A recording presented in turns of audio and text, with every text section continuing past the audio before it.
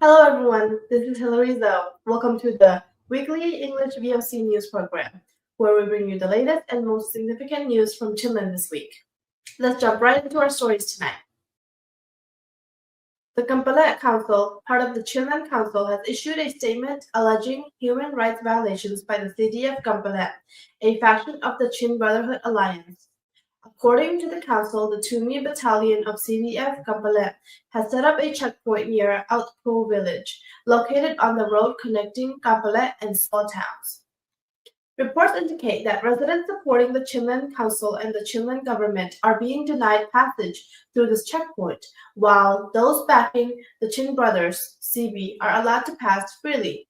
The council has condemned this as discriminatory and unjust treatment in a formal statement released on December 18th. In a related incident on December 17th, 8 individuals, including a critically ill patient seeking urgent care in Magway, a pregnant woman, and 4 children under the age of 5, were reportedly blocked at the checkpoint. The group, consisting of both men and women, was detained for over 2 hours in what the council described as deliberate intimidation by the Tumi Battalion. The Kampala Council has strongly criticized these actions, accusing the CDF Kampala troops of failing to protect the safety and welfare of the people. Instead, they claim the group has been using force and firearms to exert control. The council has labeled these acts as serious human rights violations and is calling for accountability. As Christmas approaches, reports suggest that major towns in Chin State will not hold grand celebrations this year. Instead, festivities will be modest and confined to local church congregations. A pastor from the Hakka Christian Ministerial Fellowship, HCMF, explained that due to the ongoing military and political turmoil, large-scale celebrations for the significant Christian holiday are not feasible for the 3rd consecutive year. Christmas, observed on December 25th to celebrate the birth of Jesus Christ, is traditionally a major event in Chin State, where about 90% of the population identifies as Christian. The holiday has historically been marked by vibrant and joyous festivities. However, since the military coup in 2021, large public gatherings have been replaced with subdued observances. The HCMF, representing Christian denominations in Hakka, decided in a November meeting not to hold public feasts or celebrations for Christmas and New Year. They also urged congregations to avoid decorating churches, homes, and streets. Instead, they emphasized prayer services, worship, and minimal decorations inside the church buildings. Adding to the challenges, towns like Minda and Phalam in Chin State are still experiencing intense military operations. Ongoing clashes have forced many residents to flee their homes, further dampening the festive spirit of the season. The Chinland government forces, comprising the Chin National Army and Chinland Defense Forces, have successfully captured the strategic Otto Klang military base located between Hakka and Tadlang. Following the victory on December 8th, Chinland government troops conducted a clearing operation in the area, during which they seized a substantial cache of weapons and ammunition. The captured items include heavy artillery, mortar rounds, machine guns, small firearms, machine gun rounds, RPG shells, and various other military equipment.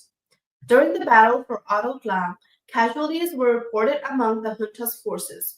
Many of their troops fled toward Tandlang, regrouping with other military units stationed there.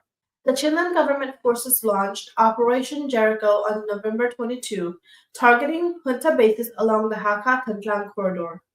By December 8, they had successfully captured 8 junta camps in the region. However, junta forces have responded with aggressive counterattacks by both land and air to reclaim the lost bases. Reports indicate that they have managed to recapture the Gemplang base near Hakka.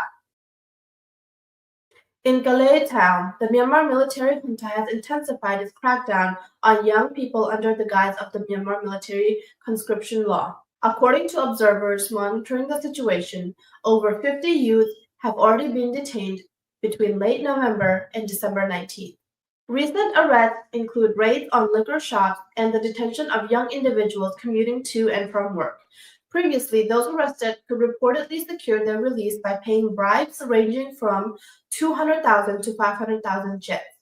However, the situation has changed, with detainees now being sent directly to military training schools instead of being released. Local sources also report that individuals without motorcycle licenses or helmets who were previously fined are now being detained for military conscription. These aggressive actions have left many young people in Galay fearful of leaving their homes or going to work, as concerns grow over the escalating detentions by the junta. In Minda Township, the People's Administration Committee has issued a directive urging residents to refrain from holding religious ceremonies or traditional festivals amid ongoing battles to reclaim the area. The notice released on December 17th comes as the military junta escalates airstrikes in response to Chin Brothers' military operations in the region. The committee emphasized that all religious and cultural activities are strictly prohibited to prioritize public safety. They also warned that violations of this directive could result in legal action under current laws. Reports from the area confirm that the junta is conducting daily airstrikes in Mindat, deploying heavy weaponry, including 500-pound bombs and cluster munitions. Local sources described a particularly intense attack on the morning of December 17th, involving 11 airstrikes by Y-12 aircraft and fighter jets. Over 60 bombs were reportedly dropped, including two 500-pound bombs and cluster bombs in sets of 3, 5, and 8. The Chin Brothers' offensive to retake Mindat and Falam began on November 9th and has now entered its second month. Fierce clashes continue with no sign of de-escalation. The Chinland government is reportedly repairing the Union Highway connecting Didim in northern Chin State and Rikodar, a key cross-border trade hub between Myanmar and India. According to a statement released yesterday by the Ministry of Construction under the Chinland government, the repair work is being carried out in collaboration with the local administration. The Didim Union Highway is a critical route for cross-border trade and serves as a major link between Chin State and India. Rikodar, a significant border trade town on the Indo-Myanmar border, was fully secured by Chinland Council Coalition forces on November 13, 2023. Since then, the Chinland Defense Force, Huangoram, has taken responsibility for local administration and security in the area. Thank you for tuning into the weekly VOC English News program. We'll be back with more updates on our next broadcast. We hope to see you again next week.